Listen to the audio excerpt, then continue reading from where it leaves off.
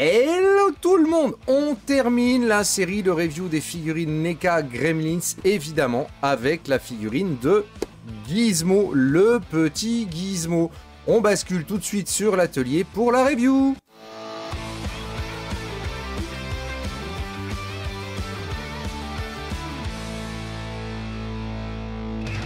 On commence par le packaging. Sur le facing, on voit le petit Gizmo qui est vraiment très bien fait.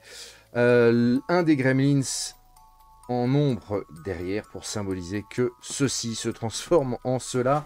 Sur les côtés, le titre du film est Sokousti en rouge avec marqué Real Toys NECA. Derrière, des photos non pas du film mais de la figurine. Voilà. Ce qui est intéressant, c'est que là, c'est le coffre dans lequel le Monsieur Pelzer achète justement Gizmo. De l'autre côté, du rouge aussi. En dessous, des petits schémas pour montrer que les yeux bougent, enfin qu'on va pouvoir faire bouger les yeux. Évidemment, tous ceux qui ont bossé sur la figurine. Les warnings à cause des petites pièces. On ouvre, vous avez la figurine montrée ici sur le panneau de gauche. La fenêtre qui, évidemment, va vous donner envie d'acheter la figurine. On a 1, 2, 3 visages, on a pas mal d'accessoires. On va voir ça tout de suite. Alors, évidemment, comme dans toutes les boîtes NECA, vous avez un petit fond. Ici, ça symbolise la chambre de Billy Pelzer. Vous avez un petit couvercle pour bloquer la figurine, donc un petit coup de scotch pour défaire tout ça, un petit coup de cutter pour défaire ça.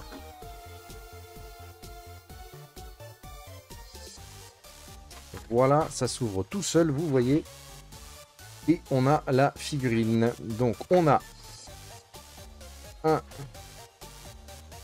2,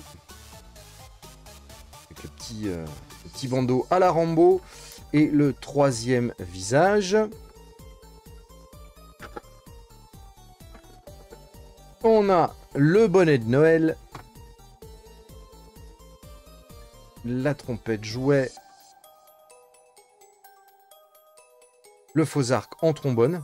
Alors ça c'est alors très attention parce que c'est quand même du plastique et ça pourrait être intéressant de le faire vous-même avec un vrai trombone. Je comprends pas d'ailleurs qu'il ne l'ait pas fait. Ça n'aurait pas été compliqué de prendre un vrai trombone et mettre un petit bout de ficelle là. C'est déjà un petit peu déçu là-dessus. La flèche avec le gros marshmallow.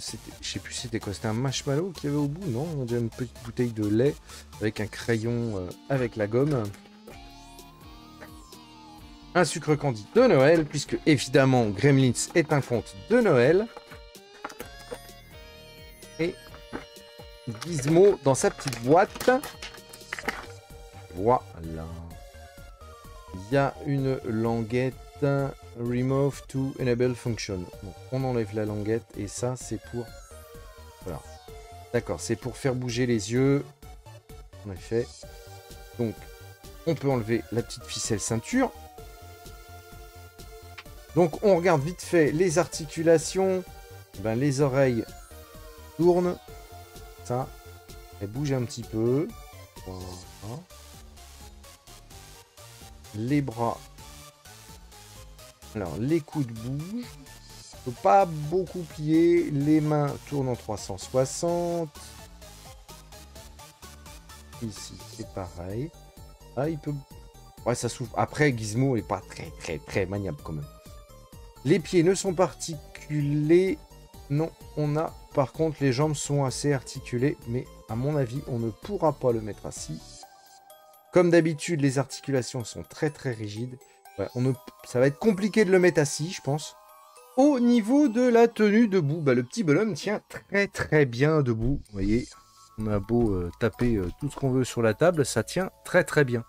On va regarder un petit peu le changement des visages.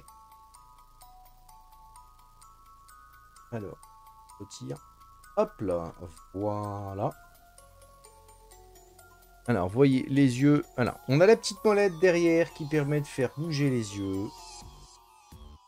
c'est pas fantastique quand même. Hein. C'est pas hyper fantastique. Un petit peu compliqué même, je trouve. Il vaut mieux voilà, les travailler à la main. Et vous pouvez changer les visages. Donc vous avez le visage triste. Voilà. Celui-là s'enclenche très très bien. Pas de problème.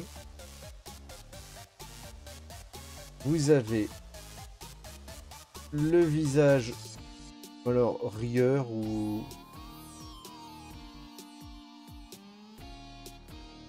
un peu triste ou une fois classique. Après, je pense qu'avec les yeux qui bougent, ah, celui-là est un peu plus de...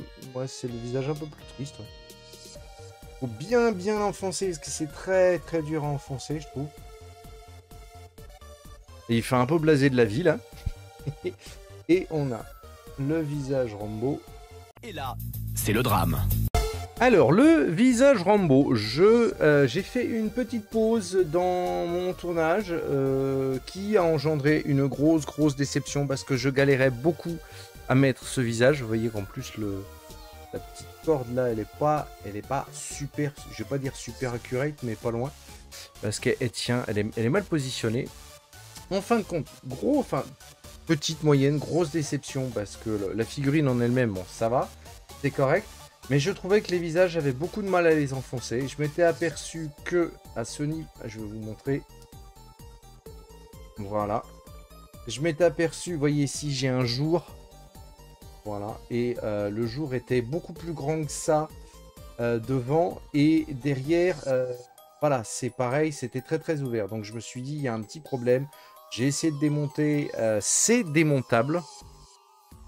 Faites très attention quand même. Faites-le si vous avez des compétences de bricolage et de réparation de figurines. Parce que on est obligé de casser 2 picots qui sont à l'intérieur de la tête. Voilà.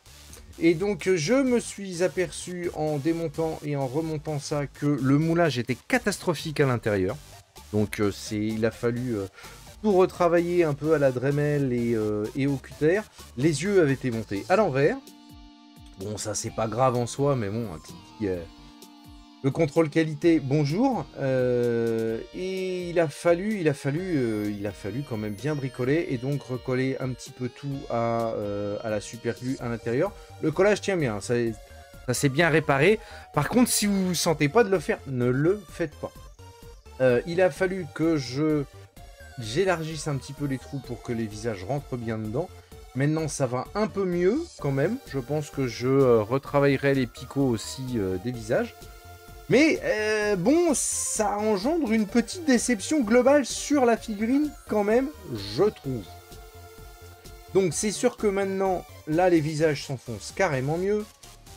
Et voilà. Là, il a des yeux qui sont un petit peu plus jolis. Et un petit peu plus expressifs. On va quand même parler un petit peu des accessoires. Le petit bonnet de Noël, bah écoutez, ça le fait bien. Moi je trouve, il est quand même très sympathique. Il tient bien, il est bien posé. Sur la figurine, il tient bien. Il n'y a pas trop de problèmes. Pour coincer le crayon et le sucre candy dans le dos, bah, vous lui mettez la petite ceinture. Et vous n'avez plus qu'à lui glisser le crayon dans le dos.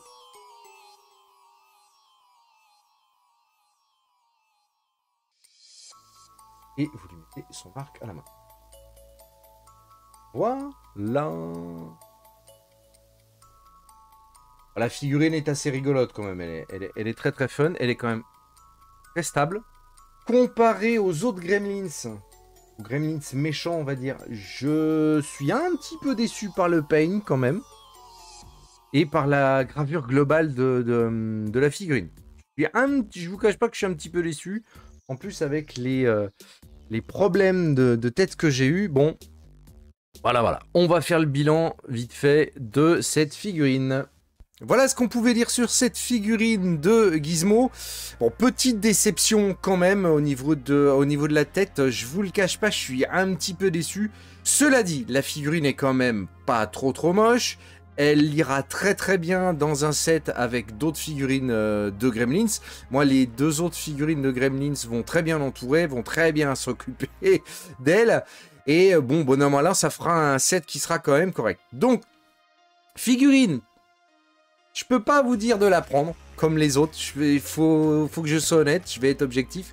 Pour une fois, c'est vraiment quand même une grosse déception. Je vous le cache pas. Au final, moi je l'ai prise parce que je suis fan de la licence et avoir des Gremlins sans avoir Gizmo, bah je trouvais ça un petit peu bête. Maintenant, vous avez vu mon opinion, je vous ai montré un petit peu les défauts de la figurine, mais elle a quand même des qualités, ça reste Gizmo, il est très mignon. Voilà, j'espère que cette vidéo vous aura plu quand même. Si c'est le cas, vous mettez les pouces en l'air, vous partagez partout à travers le monde et vous n'oubliez pas, vous vous abonnez en cliquant sur le rond qui s'affiche juste là. Et moi je vous dis à très bientôt pour de prochaines vidéos. Salut à tous!